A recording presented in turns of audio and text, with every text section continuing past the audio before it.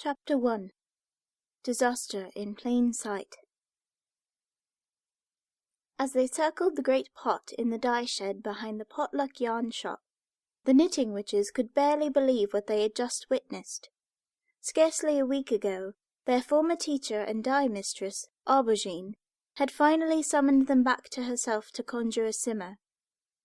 Her call of cold fire crystal bursting over the horizon was the signal they had hoped for these past 20 years.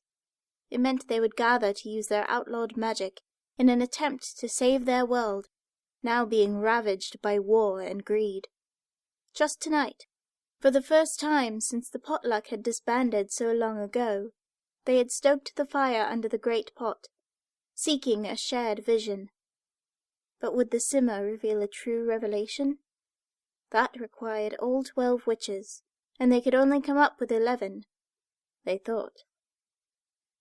Fearing to wait any longer, Aubergine had begun the simmer anyway.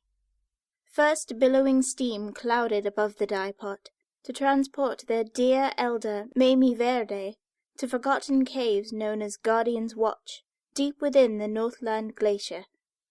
There she could assume her role as the next custodian of the first folk, whose ancient secrets threatened to destroy them all if they should fall within the Dark Queen's grasp.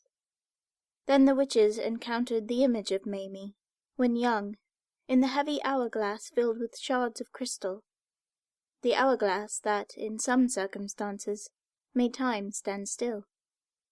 Finally, red-haired Rata recited a legend none had heard before.